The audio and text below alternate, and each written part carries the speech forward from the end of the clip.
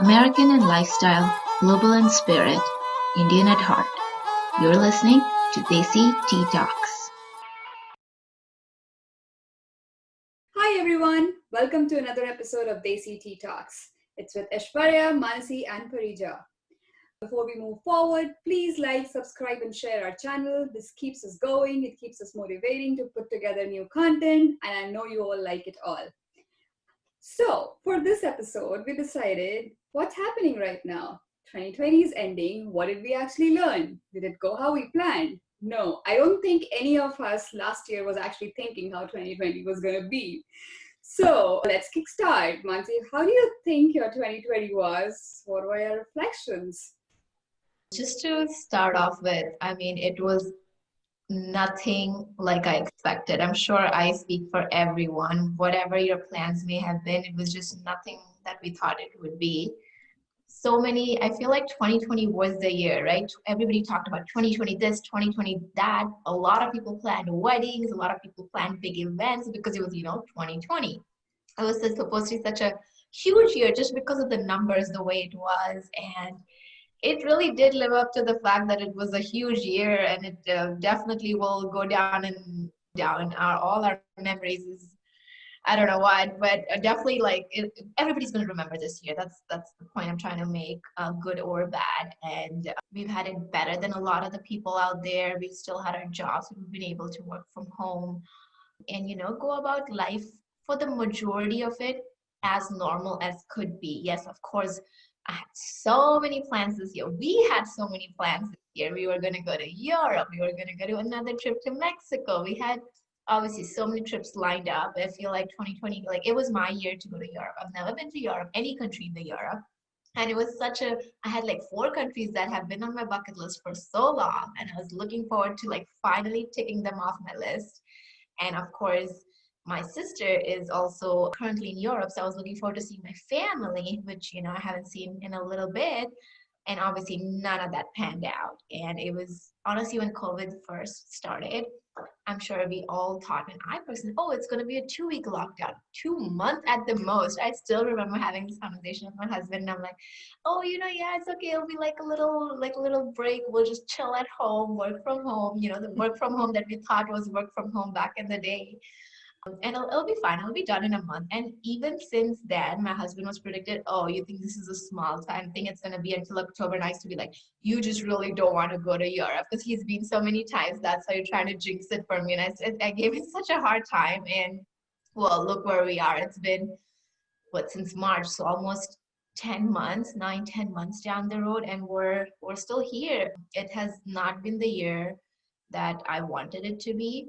It could have been a lot worse, and I'm grateful that it wasn't. But at the same time, I feel like it was just a wasted year. I feel like I shouldn't count this year to my age at all. This just does not count. And honestly, I feel so bad for the kids out there. Me and Priya both teach kids, so we interact a lot with kids even now virtually, and I feel so bad for them.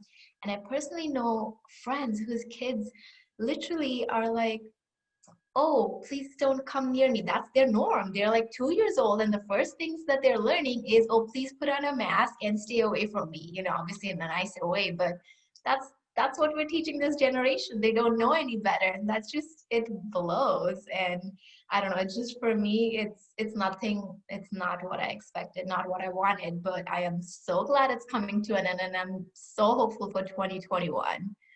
What about you, Prija? What are your biggest things that you want to vent out today? Oh, well, 2020 was such a big roller coaster, the entire year was January month started with a lot of New Year resolutions, and February was so strong, the travel plans were all set. You guys came to Pittsburgh, and that was probably the most memorable trip of 2020. And then come March, and it Last was one too, right? That was the last trip.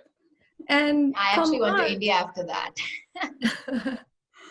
Well, in March, and it just went all blur. That's it. There was, I couldn't hope for anything. So much of uncertainty.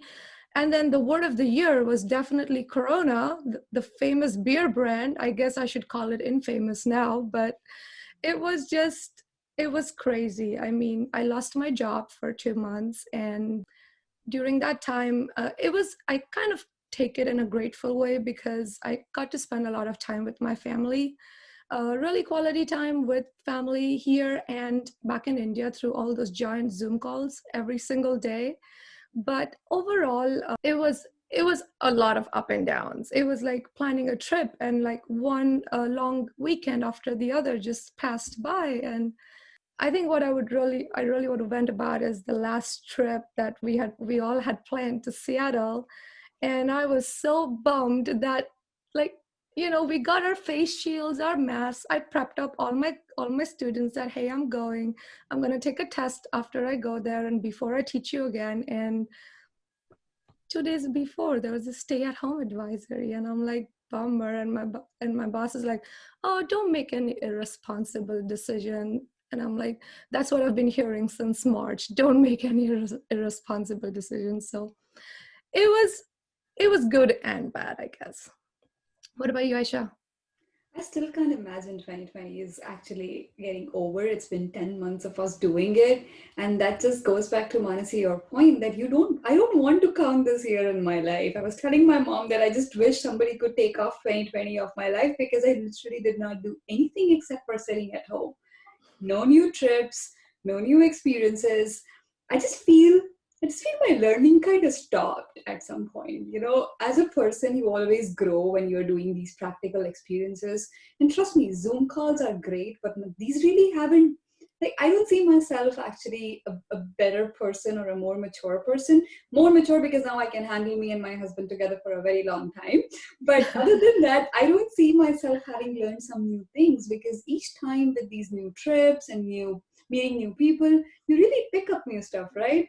So that's where I just feel like that development did not happen, that 2020 was a total wash. One more thing that I feel is 2020 made me more restless in life. Like you said, March happened and it was like shut down, stop, do not do anything. Like I cannot even imagine if something like that ever happened to us, how will we react? Because we were still learning to swim. We were literally thrown in that swimming pool and said, okay, learn to swim, how are you going to go about it? But 10 months down the line, we are still treating it business as usual. It is really not business as usual. I think I'm becoming more and more restless. What, I really do not know what to reflect upon in 2020. All the crankiness of being at home or the whole gratefulness that, oh, I'm glad that I'm not actually suffering from it. So it's mixed emotions. It's a lot of feelings. But in a nutshell, everything teaches us something. If something 2020 has taught me is never plan for the next year. I think I'm going to stop being that planner I always was. I will always do that, but I wouldn't have like last year, this time I was literally thinking about what's my next trip. This is happening, and probably Europe. And then I was in the middle of my job hunt. I was going to move to Seattle and all of that stuff. So there was like a whole timeline in my head. That's how I always operate. I think I need to kind of sit back and stop doing that because that hurts.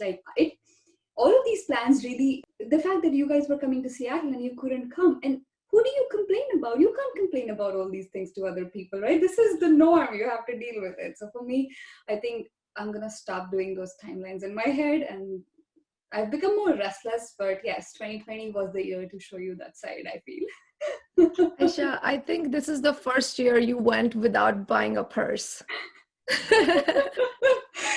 On the other side, I bought way too many. I definitely went, and the one thing that I consistently did in 2020 was online shop. Some people have that, a lot of people started doing hikes, and a lot of people did, a lot of people found comfort in a lot of different things. And me, one of the things that I found comfort in is literally online shopping. I was like, I'm not paying for a trip. I'm going to shop online. That literally was my attitude not all of this year, most of this year. I definitely spent more on just, I don't know, like a lot of random things than I would in a normal year. Like I would put that money to a trip or eating out or stuff like that. And it went towards materials as opposed to experiences that I really wanted. This is one year I definitely from the normal shopping experiences I really haven't done any. It's one of those when I just told myself that, can I really survive without it? And maybe I was being stubborn about the situation that, oh, I'm not going to give in to it. Let it be. I'm not going to shop. I'm not going to do this. Like, I was really trying to fight it in my own self. But like you said, Mansi, we all found comfort in one thing or the other. Look at Parija cooking all of it. Look at yourself, like baking and cooking and shopping. And yeah, I actually have one thing that I'm very grateful for. I did my Yellowstone trip in the pandemic year, which is like one bucket list item that I could never check off. So one thing I'm 100% grateful for is my trip. I'm jealous. I wanted to go. We had planned to go together on that trip for years. For years, actually. This has to be for years. Now you have to go again with me. Oh, sure. See, I don't plan anymore. And I wish I could do that. I wish I could say I'm not going to plan any, but you know what? It won't My happen. personality, I'm going to plan. I'm still going to plan. Well, not at the moment, I'm not. Like we, as Parija mentioned, we were all going to go to Seattle to see Aishwarya actually during Thanksgiving break and all the stay-at-home advisories. And we realized the holiday season, peak season, we kind of all backed out at the last second. But that was one trip we were again starting to plan. We had always like, okay, let's not plan it. But, in the last 2 weeks, we did plan so many things to do and, it didn't come through. And again, we're trying to think of another time that we're going to probably meet each other. And I'm just not thinking about it, not planning it. I'm not even hoping for it to happen. It'll happen. It'll happen. That's just the attitude I'm going with. I'm not expecting anything. And that's what 2020 was about. Zero expectations, and Exactly. then get something more. That's all it was. And it was so hard for me to do that because everybody, and being humans, we have expectations, we want things, and it's just nothing's gone to plan this year. But still, like, I feel it was such a blur for how slow this year was. I can't believe we're already in December. Like, I feel like I just came back from my trip in like late February, early March, and it's December already. Like, where did all this time go? But I still remember each week being excruciatingly slow because there was really not a ton of plans, not a lot of things happening. It was virtual calls, virtual this, virtual that. And then there was a ray of sunshine where things started opening again, where life was kind of like, okay, at least outdoor dining, malls were open. And now again, that got taken away from us. Being in California, there's literally a stay-at-home order. Not sure how it's going to be enforced, but we're back at it again. But it's just normal. Like, I was out on a job site, and I had letter because I'm an essential employee. And it's just, and I'm literally getting text messages. The government is issuing text messages about the stay-at-home order.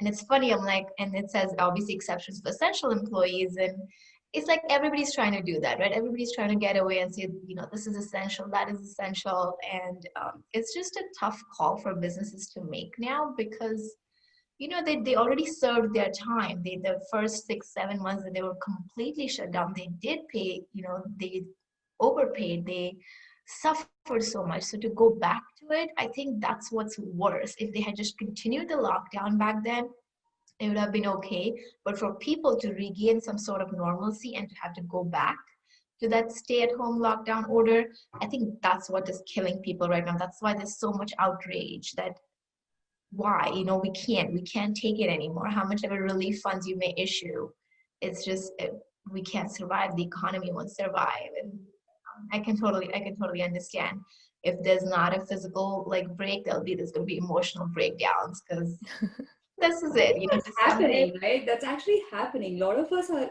many people are ignoring, but if you go by the stats, the abuse, the domestic abuse, and so we are fortunate enough to be in setups where we do not have to deal with any of those, but society as a whole is suffering from extreme anxiety, extreme mental health disorders.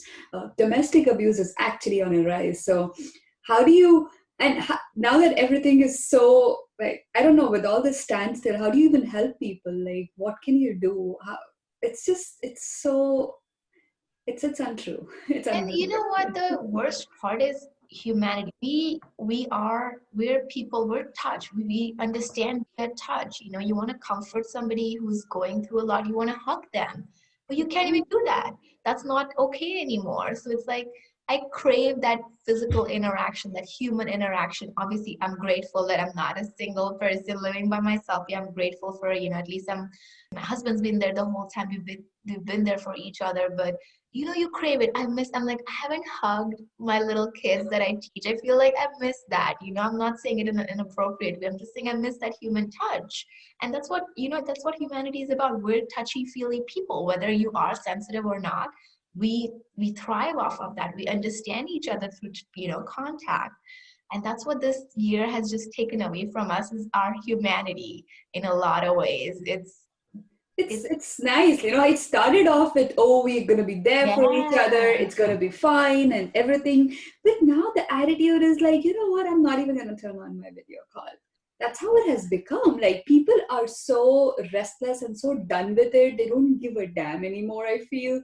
And that's where all of this is converging. Like, you know what, done, now cannot handle it, I don't care, I don't know what's happening. And this is where I think all of this anxiety is coming in all together in the society. But like, to a different side of it, I think like people have also, like Aisha, you mentioned that you've been so restless all of this year. But when you say that now, like, I think so many people are in the same boat that they actually get what you're saying.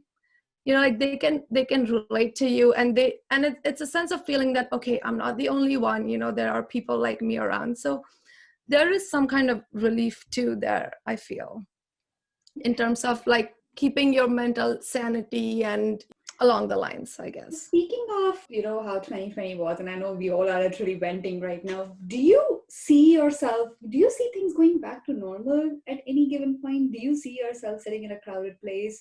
Like, I don't even have that memory anymore, I feel. Like, I don't know what it feels like to be in a lot of a lot of these businesses, or this idea of group gatherings, clubbing, for example, that's not gonna, come back for a while. Everyone's so excited about vaccinations, but there's so many anti-vacciners out there too. They do not believe in vaccines, and especially because this particular vaccine was fast-tracked so much, it probably didn't go through all the appropriate channels. So people are doubtful, and I totally get it, but it would really not work if most people, of all of us, don't get vaccinated. Then it's not going to work. It's just going to fail us again. But to the point that even when we do get vaccinated, there's going to be doubt in everybody's head. Is the other person vaccinated? Is it, people are still going to doubt it, obviously, but also we don't know how it's going to react or how effective it is until for a while, right? I personally think that the mask requirement is not going to go away till 2022, because you don't know. We don't know how effective it's going to be as a collective. Yes, they did test it on so many people, but you don't know if the virus is mutating. There are different strands of it. So there's so much unknown and uncertainty still, that this is going to be our new norm for a while. I think we will start going back to a little bit of the normal life. Our offices are open, and things are starting to get open, but masks are not going to go away. Big group gatherings are not going to come back the way it was. Clubbing is not going to come back for a while, which I know personally my husband is so happy about. Looks like we're going to have Desi Tea Talks masks after all. We probably would need that. Masks is tough. I really thought that when we all started wearing masks in end of March, I would be, okay, we'll get used to it in a little bit, we all will be fine. I mean, 9 months later, I don't think we're still used to it. I mean, even after wearing it 8 hours a day, it still sucks to wear one. So yeah, I wore it today, for example. I was pretty much in my mask like almost 10 hours, and I think I've tried so many different kinds of masks to find the right kind to be able to breathe and work and do everything. It doesn't make it easy. So I don't know how. I'm venting, and I go out where I have to wear a mask 10 hours, 8 hours, maybe twice a month, and I'm complaining. I can't imagine how these frontline workers and everybody who's doing such an excellent job of at least keeping somewhat normalcy in the medical field, and people working in restaurants, them wearing it so much. I don't know how they're doing it. I'm so eternally grateful for them to at least help the people that can be helped in this time. So right, like I have to wear a mask every day, like for 8 hours. I mean, we have to wear it while playing, so we're sweating and running and huffing and puffing in our masks, and it sucks, but we gotta do what we gotta do. So And that's the thing people have adopted, and that's the great thing again. Like, humanity has its ups and downs. The great thing about us is we're adaptable. Like we figured out a way and I mean, up until the point that, lockdown happened again, we're still figured out a way to kind of keep business as normal as much as we could Yeah. with respect to, you're still teaching tennis. Yes, you have to wear a mask. Like we had our studio open for a little bit and we were teaching wearing masks. And it was just something I couldn't personally do because, I just couldn't breathe while dancing because, when you're dancing, you're like at super high energy. And I don't know how tennis coaches and gyms and all these people have been doing it, but I had the option to go virtual. So I just chose the virtual option because I'm like, I don't think I could wear a mask for 2 hours and dance nonstop. It's just, I couldn't. So, when you say a virtual thing, this is 100 years back when they had the Spanish flu. And because of COVID, I actually read a lot about that. I was like, how did they survive without Zoom? Like, how did they even survive at all? So grateful to the core that we at least have these. Like, even though I complain about being virtual all the time, at least I have the luxury of having it. And second thing, Mansi, when you said the frontline workers, how we are so eternally grateful to them. I think this whole situation has cast this different spotlight on them. Like they are very important. Like your health is so much important, and that's one thing. Not just not just from a government standpoint, from a policymaker standpoint, but from a complete society standpoint, we all agree. Hygiene is important. Washing hands is important. Like things that we already knew but we never practiced. Like that little tiny virus that we all cannot see actually taught us. This is such a big important deal in our life. I mean, can you believe the flu numbers this year is actually less than, like so much less, because somehow, you're not contacting people, you're wearing masks, you're washing hands, whatever it is. All these measures are at least helping keep the flu numbers down for some reason. But it's so important that, we all finally learned some very important hygiene skills. So funny, when they first started publicizing or advertising, sorry, I should say, about washing hands and wash hands. And I'm just like, what, do people not know to wash hands? And then I was trying to count how many times I wash hands, like a habit thing. And then I realized, yeah, I don't wash as often as I probably should, even before COVID happened. But it's such a basic thing. And you just think, oh, yeah, you wash hands and I wash hands, but not as often as we should, obviously. And so I definitely agree with that, especially for kids. It's such a great way of like, you gotta wash hands, otherwise you can get COVID. I mean, I knew I wash my hands a lot on a daily basis now now that I have a puppy too, but I didn't know how long to wash hands for. So my coworkers are like, oh, just sing the song "Happy Birthday to You" twice, and then that's how long you should be washing your hands. So that was kind of the new information for me regarding the COVID hygiene. It's funny. It's like how dentists say you have to brush your teeth or for 2 minutes. It's kind of like that. Now you have to count how long you're even washing your hands. Yeah. So and it's so funny. They're probably going to come, and I'm sure they do already. They have those, how there's electric brushes that automatically turn off after 2 minutes or give you 30-second intervals. Yeah. They're going to have to come out with a faucet that runs water for like whatever that 1 minute, 1.5 minute rule is to what, and then it'll turn off, so you know exactly how long to wash your hands. It's a very good business idea. Let's get on that. Well, yeah, I think there will be something like this. But if you guys already have Google Homes and Alexas, right? So play it on them. I actually started doing it because I wouldn't. So I was so finicky in the beginning how much to wash your hands that I literally would play I'll just tell them that, okay, I want to wash my hands. Hey Google, I want to wash my hands, and then I would just go blah blah blah blah, blah, and then it actually worked. So I actually kept going on with that, and it's a very good way that technology is also helping us in some way. You go to restaurants, they have these blurbs written down where you have to read it while you're washing it, finish the reading, and then that means it's 20 seconds and things like that. So people are getting innovative. I think everybody's trying. Everybody's really trying hard. So we have to give a lot of kudos to anyone and everyone who's part of this whole game. This is going to go down in history books. Yeah, and who would have thought we would be living through this? Like every time people talk about, the Spanish flu and, even when polio was so big, and we just grew up in a world where we didn't have to deal with any of this. It was like, oh, did you ever think that we would be going through something like this? Like imagine a lockdown. Like it's so unheard of. But this is our legacy. This is what we're going to remember is this year. Hopefully that's it this year and that's it. And hopefully next year gets better. But who knows, you never know. It's been, let's just like as Parija put it, it's been a roller coaster of a year, and I'm glad it's coming to an end. I mean, it's roller coaster in our lives and also like overall in the world and the nature. I mean, one thing now, I believe that the Jupiter and Saturn are going to come together. So I really think that at the end of this year, I think we're going to see zombies as well, for sure.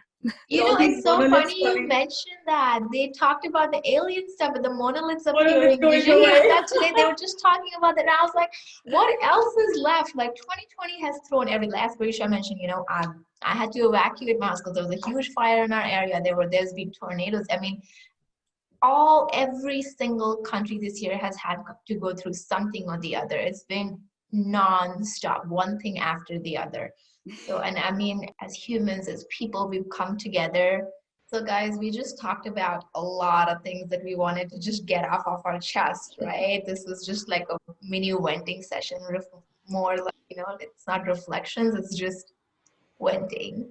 But I also wanted to kind of mention some of the things that personally I'm grateful for this year, that would not have happened otherwise. And the one big thing, the one great thing that we did together was kind of start, this platform, Desi Talks. We have really high hopes and big dreams for it. We're just starting off as a podcast, obviously, but we want to kind of build a community together of like-minded people. That's kind of our ultimate goal.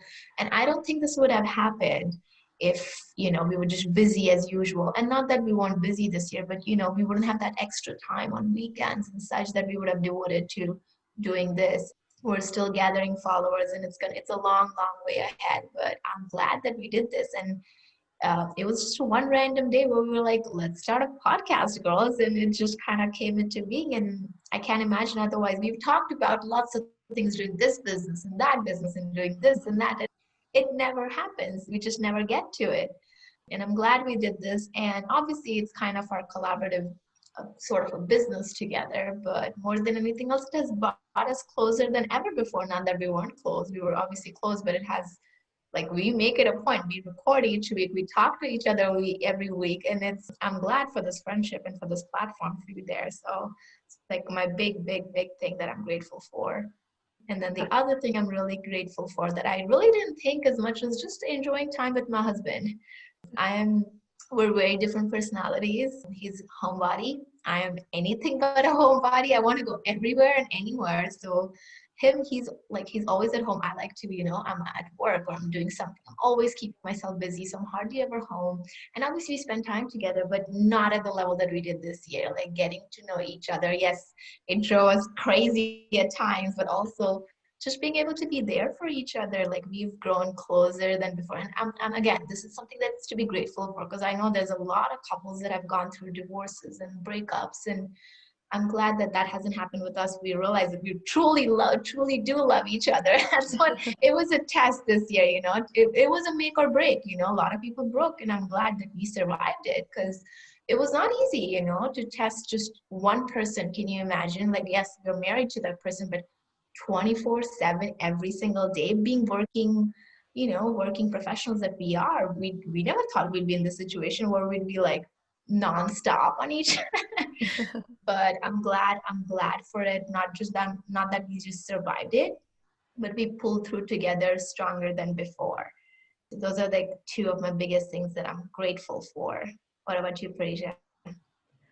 I think Desi Tea Talks, our podcast and our friendship, is one that I'm really, really grateful for. It's like our one meeting throughout the week is something that I really look forward to. Even though we've been spending a lot of time in front of our screens and everything, but this one or two calls that we do each week, and then keep a check on each other and chat with each other and kind of talk about our daily lives, because so far all we've been sharing is just with our spouses at home, right? And at the most family calls, but not a lot. So it's just something, just to have this little girl's time is so grateful. And I'm really grateful for my puppy. I recently just got a puppy, and I've been convincing my husband for the last 5 years. So I think we needed a pandemic to really agree onto a puppy. It has brought a lot of joy and new light into our lives. I actually learned a lot of things about myself. I learned some kitchen skills, and I learned to be a lot more patient and especially be a good listener, because during this time, everybody has a lot to talk and vent. And I think that quality of, I felt like I was lacking in being a good listener. I think I've come through that better. And I think technology-wise, I mean, I'm sure a lot of people have updated themselves too with learning new technologies, especially me. I mean, I did not have a Gmail account, and now I do. So I Oh think my for gosh, that, I still remember that when we were trying to create our, we were trying to create accounts and do things, and everyone was like, we were trying to do Google Meet, and Paige was like, I don't have Gmail. I'm like, who doesn't have Gmail? I think Aishwarya, you ended up creating one for her, right? I was like, how do you A, not have a Gmail, then you create one and forget a password about? I'm like, okay, forget it. I'm going to create one. so I think along with the Gmail, I'm definitely grateful, but I think you both are very grateful too that I have Gmail. I don't even know if she checks, but yeah, I'm glad that she has. I do actually, and I proudly say that I have a Gmail account now. Yeah, no, I will echo these sentiments. I think Desi Tea Talks as the baby of pandemic for us. It started off as a random thought back in June, and now we are 10 episodes down. So we are all equally dedicated towards it. I think deep down we all have this energy of, this is important. This content, this aspect of being expats and learning about different cultures and still being a Desi at heart. We all have truly lived through it. So I think I just see the same dedication that I have with the two of my very close friends. So that really excites me, right? That energy is unbeatable. It's you can do as much as you want in any business, unless you need to have everybody similarly on board. Everybody should be on board with the idea and have the same energy and passion to work on it. And I think I see it in both of you. And that just keeps me going that, okay, we have to get it out. So, and that's just the most beautiful thing. I don't know what will happen with Desi Tea Talks 3 or 4 years down the line, but I do see it's going to become something super big. So that's one thing I'm super grateful for. And the second thing I'm grateful for is national parks. So I actually got a national parks pass this year, I think in June, and I think I've done 4 national parks, lots of hikes. I was never a hiker. I never thought I could do any of those. I actually could do intermediate hiking by, I think, the 4th or 5th that I did. So I picked up a skill, somewhat got it through, and now I enjoy it. I enjoy being in the nature. I think at some point, the whole being with the screen kind of got to me. So I just decided to go out in the nature, and then Seattle weather too. So people just scared the shit out of me that, it's going to be so cold and so rainy that whenever you see sun, just go out. So I literally do that. Whenever it's sunny, I just go out. So that's the second thing I'm super grateful for. Yeah, pandemic has taught us a lot. Aisha, you've survived the Chicago weather. So like, I think Seattle is like, Easy. Yeah, pretty much. So it's odd to say, but this has been a year for self-assessment. I feel like I personally have had a chance to kind of look at myself and kind of think of the things that, think of the person that I want to be. I'm trying to work on things that I need. We talk about patience and restlessness, and that's one thing that I've always lacked. I'm such an impatient person. So I've been working to kind of instill that patience. It's not a, one day thing or something, but this year has really, really given a chance for me to work on myself, to work on some of the things that I know I've needed work on, just again, like patience, just to improve listening skills, to be there for one another. Another thing that I'm really bad at is keeping in touch. Obviously, you meet people on weekend to weekend basis that are local to you, it's easy. But people that are away, like even with my own family, for me, I always keep my life so busy that it really doesn't, like with time clashes or different time zones, it's just so hard for me to just even make a phone call, and I'm always in a rush to go places to talk to my own parents and my own sister. But this year, because of this whole virtual and Zoom parties and all of that, it's become like an ingrained habit. Now we have a scheduled call every Sunday where we all, my family, my side of the family, all 6 of us, 7 of us get on whatever, Zoom, Skype, WhatsApp, and we do a video call for it. I mean, it at least lasts an hour, and that's us keeping in touch. And it never happened where all 7 of us were available together. But this year has given us the opportunity to do that. And I'm so glad because it's again brought my family, just immediate family for me. And that was a struggle for me. So I've just learned to schedule that hour and that's it. That's my routine now. Like whatever time, even if we go out on Saturday, which I mean, not that I have been out anywhere, but if I'm drinking or whatever, doesn't matter. Gotta wake up so that my parents can go to sleep at a, reasonable hour. So it's been great, just to work on myself and just to work on the people. Spend time with the people that you love the most. This year has really taught us who are the people that are really there for you and who will be there for you, because those are the only people you've seen. Like, think back on the year and think of the people that you really made a point to meet or to talk to, and these are the people that are going to be there in your life no matter what. I totally agree. I mean, and also I think this year has taught a lot about like what do you really need in your life, right? Like, I don't think you really need any branded stuff or like. I still eat my purses, okay? Yeah. I'm going back to that. Come on. I mean, yeah. Sure. But see, like those are like, I mean, a clear distinction between what do you want and what do you need, right? But the basic things, like, come to realize that yes, you do need your work, but I think, like Manasi, you said that family bonding and everything was just so what every human being wants is somebody that they can talk to and count on and just to spend the little moments of life together. Next year, hopefully it's next year, when we do see each other, it's gonna be even more special. Like that's the mentality that we have to go with. We're holding off, we're making sure everybody's safe, and next year is gonna be, or whenever we see each other next, is gonna be even more special. We're gonna make it even more special. So that's just the hope that we're living by. That's what this year has been. It's hopeful for the future. That's how I see it. And no expectations, just hope. Yeah, like hopeful for the positive future, right? Positive future, yes, of course, very important. No, that's very important, right? I think all of us, so we've always valued our families, but I think after the whole thing, it's going to be like, oh, this is the most important thing. Whatever we had, we're going to maximize as much as we can. Like the little time that we have, we want to make sure that we get the most out of it. Like, I'm so excited to see you both because I don't know when next that will happen.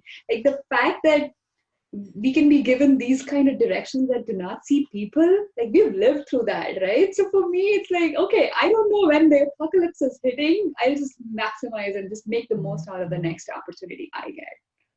Absolutely. I mean, I think another thing we also took a lot of care for this year is probably our own health, which again points out another thing for living a minimalistic life and a, good quality life is, along with family, of course, I think it comes down to like really keeping your health well. And we all figured out our ways to, not go to the gym and, find your ways to do it at home. And especially eating healthy was one thing that all three of us, and I'm sure a lot of people did, just so they don't have to go to the hospitals. Yeah. Yeah, I think the vitamin consumption probably went to like just as much as toilet paper and sanitizers did this year. But I really, again, as Pariju, I narrowed down my health quotient to a thing where I'm like, I know exactly what. Before I was like, oh, I'll take this vitamin. It's on and off, on and off. I always knew, obviously, being vegetarian, I do lack certain things and I do need those supplements. I was never, very serious about it. But this year, definitely, oh, I need this, I need that, I need this. And I talked to my doctor, so this is just to make sure that I'm healthy, Obviously, working out is another thing, eating healthy, drinking lots of water. It's been a good health year, touch wood. I really want to, mention that we're grateful for it. We're not saying it by any means that, you need to do these things or you need to take supplements and do this. It's just what has helped us keep, our emotional kind of strength up too, is knowing that we're trying to do the best we can.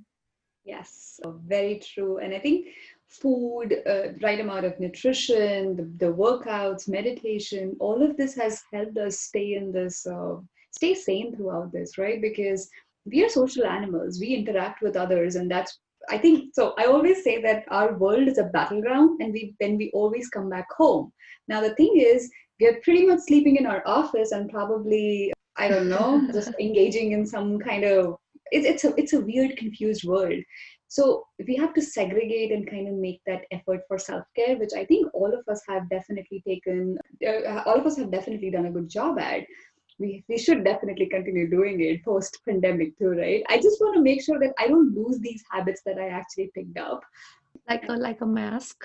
Yeah, like a mask, like washing hands. Like anytime I go and get a package, I just have the tendency to now wash my hands. It is like a muscle memory now. I never had that. Like these are small things that we have picked up, and we shouldn't really stop doing it. This is going to keep us going in the long way, and then we can say we are COVID warriors at some point. Oh my gosh, do you girls remember that first few weeks where everybody would suggest that whenever you come from the grocery store, keep the groceries in your basement for a couple of days or a week before you use it?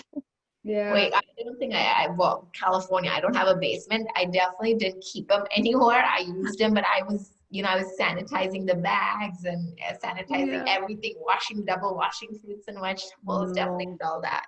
I mean, it came to a point in my household that there was like no, Lysol or anything available in the market. So I was like making my own sanitizing spray at home with vinegar and everything. But again, a new learning. So I think we all did a good job at DIY. How much yeah. DIY stuff we picked up and learned, and it's great.